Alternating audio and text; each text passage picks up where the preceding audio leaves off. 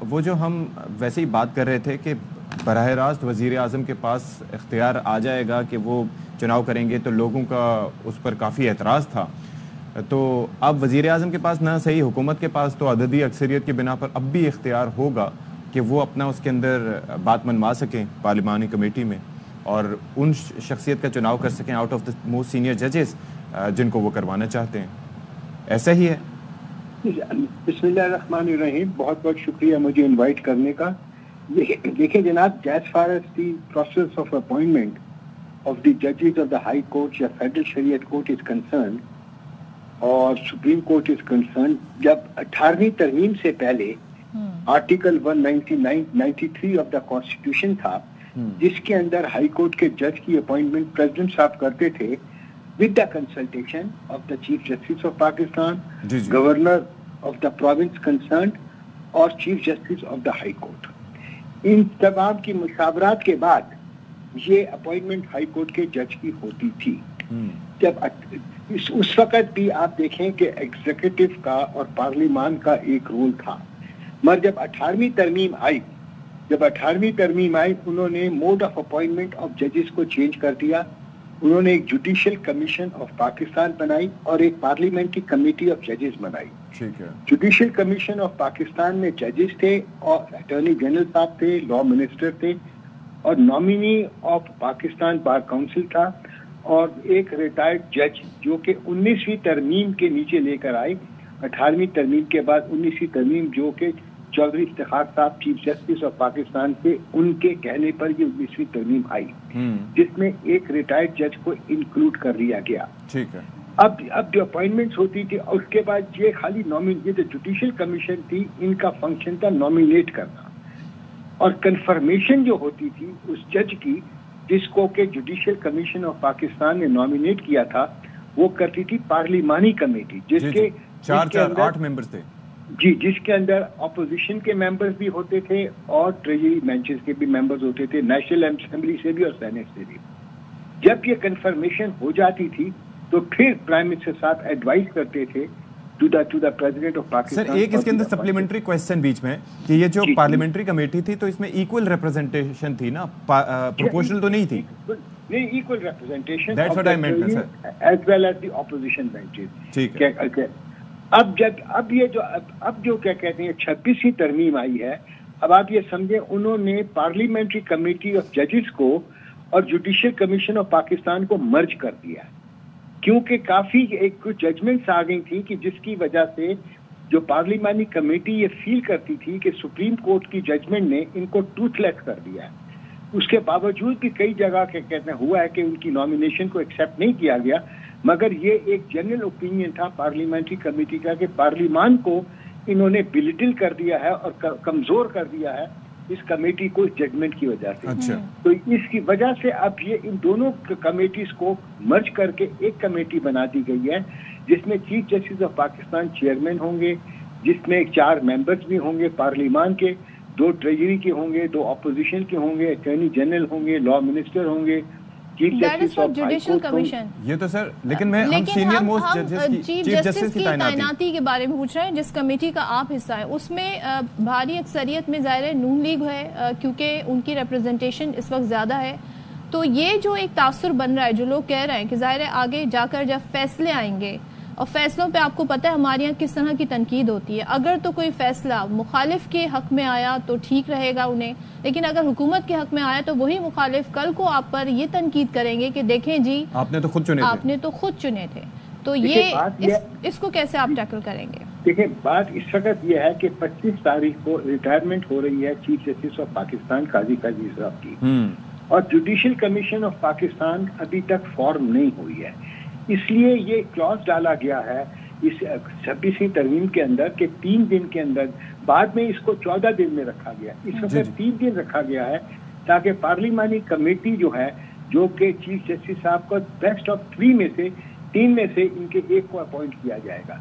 अब इस चीज के अंदर काफी हर चीज को इवेल्युएट किया जाएगा, उनकी परफॉर्मेंस को देखा जाएगा, उनकी जजमेंट्स को देखा जाएगा, उनकी काबिलियत को देखा जाएगा और जो बेस्ट पॉसिबल होगा मैं समझता हूं कि आपको कम से कम इस वक्त पार्लियामान पर एतमाद करना चाहिए। सेनेटर साहब, हम सिर्फ एक चीज पूछ रहे हैं कि अब आप जैसे लर्नेड लोग अगर उसके हिस्सा होंगे जो कि कानून से शगफ रखते हैं तो ऑब्वियसली वो होगा, लेकिन हमारा इसमें सवाल कैपेसिटी से बढ़ के एक चीज पे है कि अददी अक्सरियत। इस पार्लियामेंट्री कमेटी में इक्वल रिप्रेजेंटेशन है क्या ऑपोजिशन और गवर्नमेंट की?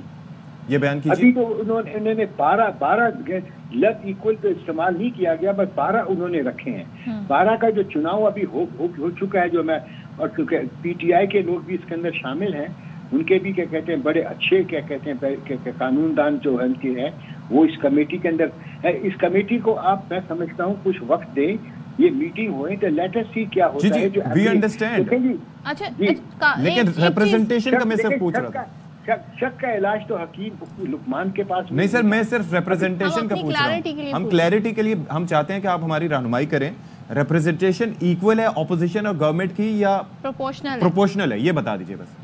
ये प्रोपोर्शनल रिप्रेजेंटेशन, तो बस फिर रह क्या गया सर? अच्छा, प्रोपोर्शनल रिप्रेजेंटेशन है। एक चीज और बता दें फारूक नाइक साहब, आई रेड के क्लॉज ये भी है, मेरी वजाहत के लिए बता दें और जो नाज़रीन है वो ये कि 3 सीनियर मोस्ट जजेस में से अगर कोई एक इनकार कर देता है तो फिर वो जो 2 सीनियर रह जाएंगे उनमें से किसी एक का चुनाव होगा, और अगर दूसरे भी इनकार कर देते हैं जो तीसरा रह जाएगा फिर वो ऑटोमेटिकली चीफ जस्टिस बन जाएगा। ऐसे ही है? जी हाँ, बिल्कुल ऐसे ही है, क्योंकि पहले फर्स्ट 3 में से देखा जाएगा। अगर जितने एक का चुनाव हुआ जैसे आपने फरमाया, उसने इनकार कर दिया तो नेक्स्ट को जो सीनियर मोस्ट है उसको ऑफर हो जाएगी कि to become the chief justice. अच्छा, और अगर ये तो नहीं होगा कि लिस्ट अपग्रेड होती जाएगी? अगर तीनों मना कर देंगे तो फिर डेफिनेटली उसके मुताबिक आगे जाना पड़ेगा ना। अगर तीनों ने इनकार कर दिया तो फिर आपको आगे जाना पड़ेगा। देखिए ये फर्स्ट टाइम आ रहा है, मैं समझता हूँ लर्निंग है, काफी पेशेंटली देखना चाहिए कि इसके इस्तरात क्या होते हैं। इतनी जल्दबाजी के अंदर इवैल्यूएशन जरा मुझे बता दें वो किन बुनियादों पर होगी, क्योंकि एक फैसला आया है मखसूस नशिस्तों का और एक फैसला आया है 63 का ए का, जो कि काजी फायज ईसा चीफ जस्टिस की सरबराही में आया है। हमें इस वक्त हमारे सामने ये 2 वजाहतें आ गई हैं सुप्रीम कोर्ट से, जिसपे बार बार काजी फायज ईसा साहब ये पूछते हैं वजाहत जारी कैसे हो गई। तो आप किस फैसले को किस तरह इवेल्युएट करेंगे? देखिए सारा जो मैं समझता हूँ प्रॉब्लम अराइज हुआ है जब सुप्रीम कोर्ट ने जुडिशियल एक्टिविज्म के अंदर आकर और कानून और आइन की प्रोविजन को सामने ना रखते हुए ये 2 फैसले किए। एक आर्टिकल 63A के अंदर उन्होंने कहा कि वोट काउंट नहीं होगा। ये आइन में कहीं नहीं लिखा हुआ कि वोट काउंट नहीं होगा। आइन में लिखा हुआ है कि वोट काउंट होगा मगर उसको उसकी सीट वेकेंट हो जाएगी। मैं तो इवैल्यूएशन के तरीकाकार पूछ रही हूँ, क्योंकि इदारों को डीपोलिटिसाइज किया जाता है ना कि पोलिटिसाइज, क्योंकि यहाँ जितनी ज्यादा पार्लियामेंटेरी पॉलिटिशियंस इसमें डिसीजन देंगे, फैसला देंगे, अपनी राय देंगे, तो फिर क्या आगे तो मामला चेयरमैन नैब और फिर उसी जैसा हो जाएगा इलेक्शन कमिश्नर। देखो हाई कोर्ट और सुप्रीम कोर्ट की जो जजमेंट्स देती है उसका भी फेयर क्रिटिसिज्म होता है, वो अलाउ होता है। और कई मुकदमा फैसले जो सुप्रीम कोर्ट ने पास्ट में भी किए थे और क्या कहते हैं आज भी जो कर रहे हैं वो लोग उस पर बहुत तनकीद करते हैं। देखिए सुप्रीम कोर्ट भी इस वक्त सबको इल्म है, सभी आप भी ये बात करते हैं कि सुप्रीम कोर्ट डिवाइड हो गया हुआ है। तो इन सब चीजों को मद्देनजर रखते हुए हमको इंतजार करना चाहिए कि ये जो अमेंडमेंट्स आई हैं क्या ये मुल्क के लिए बेहतर होंगी कि नहीं, और ये वक्त बताएगा। और मैं ये समझता हूँ कि ये सुप्रीम कोर्ट की जो डिवीजन है इस वक्त इसके अंदर बड़ी इंपॉर्टेंट है कि उनको यकजा किया जाए और ये कॉन्स्टिट्यूशनल अमेंडमेंट इनको हेल्प करेगी। ये काम एग्जीक्यूटिव कर रहा है of prevailing sanity in the supreme court. Senator साहब ये काम उनको यकजा करने का काम एग्जीक्यूटिव इस वक्त अंजाम देगा। देखें ना वो आपस में तो नहीं कर सके। आप देखें जस्टिस बदियाल के जमाने में भी आपने देखा बहुत ज्यादा डिवीजन थी। जस्टिस साकिब निसार साहब जब थे वो भी चीफ जस्टिस थे, बड़ी सख्त डिवीजन थी। और अब इस वक्त भी जस्टिस काजी फायज ईसा के अंदर भी डिवीजन है।